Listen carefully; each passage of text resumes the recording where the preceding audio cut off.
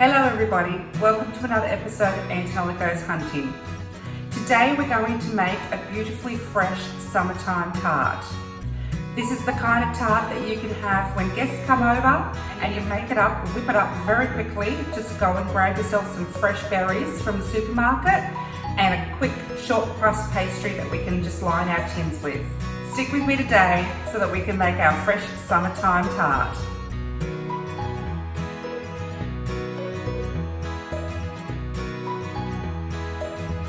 To start with, we need to do two things.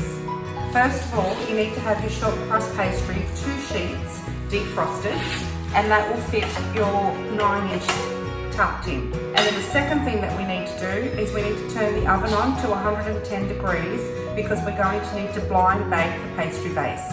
With your 2 sheets of short crust pastry, we're going to use 2 because, as you can see from the size of this, your tart tin's not going to quite reach up the side if we're going to just line it with 1. So in 2 steps, if you've got one of these, which is like a springform pan, it has a middle that comes out, and then we're going to slice around the side, leaving approximately about, say, 5 millimeters to a centimeter all the way around the edge with a knife.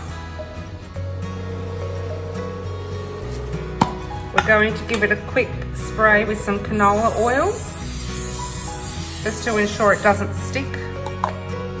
And then I'm going to place the base that we've just cut back into the tart tin and just press so that it goes up the sides slightly. There we go. Put that to one side. Take your second short crust pastry sheet and just cut that edge off because that edge sometimes gets a bit frozen. And we're going to cut 1-inch strips approximately so that we can run this around our tin. I reckon 3 might do it, but I'm going to cut 4 just in case. And then as I press it onto the sides, I'm going to make sure that it overlaps just enough so that the pastry adheres to itself and it gives us a lovely crust as it bakes. Same thing when you're attaching the next piece, make sure it just slightly touches over so that the base and the sides all stick together. At the end, just cut off any pieces that overlap too far. No need to make your own short crust pastry. We're going to take some baking paper and just across the top of your tart tin, about 1 inch on either side, I'm going to push down into this because this is what we call blind baking. We don't want the short crust pastry to actually rise. We just want to cook it so that it stays on the sides of the tin and on the base.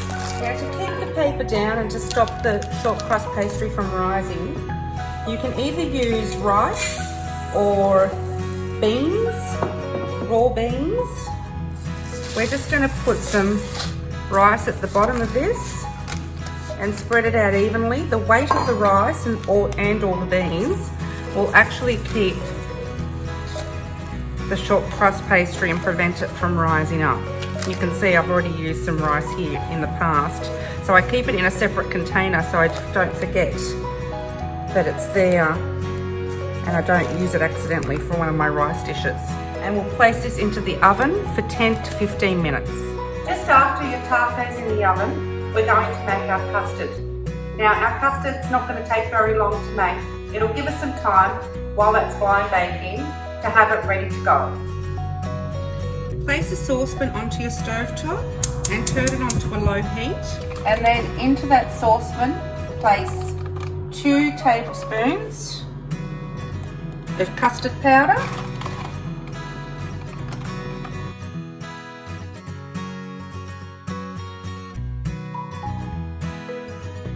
And I put 1.5 tablespoons of sugar and then 500 mils of milk, and give this a quick whisk just to make sure that we don't end up with any lumps. Don't walk away from your custard powder. You'd be surprised at how quickly it changes. Just keep an eye on it and whisk it quickly. As it heats up, it will start to thicken. Just going to bring it up to a medium heat.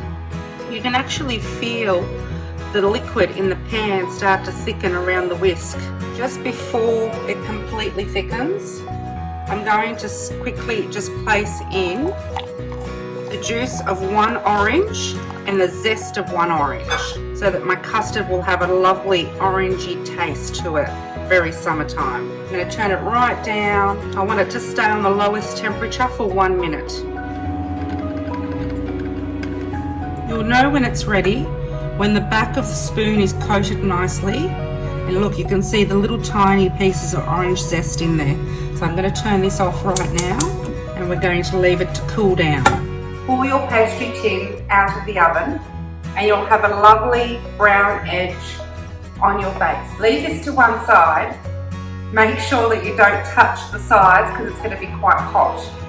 We're going to take our custard and we're going to pour it in, but first of all we want to have a little bit of jam on the bottom. Take a good quality jam and we're just going to thinly spread it across the base of our tart tin. And then over the top, we're going to pour the custard. Place this back into your oven for at least another 5 to 10 minutes. After 10 minutes of the tart being in the oven, we're going to pull it out and we're going to place it into the fridge to set. That will take at least half an hour. We're ready to put the summer on our summer berry tart.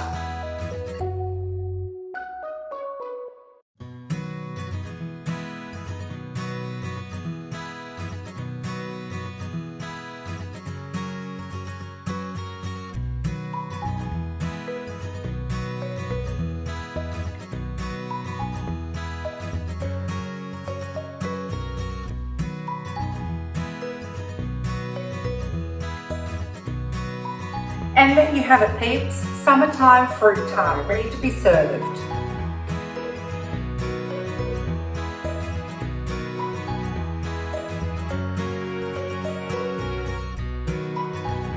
To serve your tart, you can make a black cherry syrup to go over the top of some fresh whipped cream.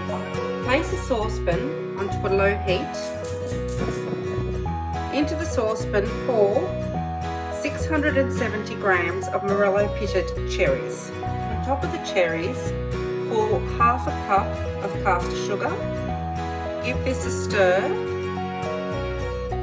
and then turn the heat up to a medium heat. We want this to boil. In a cup, prepare 1 tablespoon of corn flour.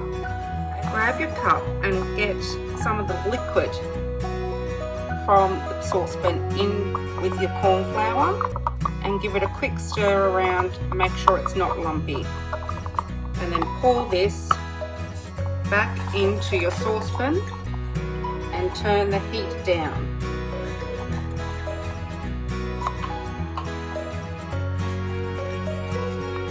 The corn flour will thicken the cherry syrup. If the tart is being used for an adult's party, you can at this point pour in a shot of Kirsch liqueur.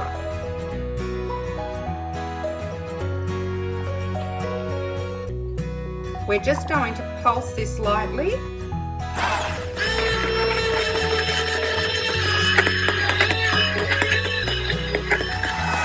very careful that you don't splatter yourself with the hot liquid. And then turn it off. Set your cherry syrup to one side for now. We're actually taking this to a summertime party. So have a lovely day. I'll speak to you soon. Don't forget to follow my vlog and my blog and my Facebook and Instagram page. Happy hunting!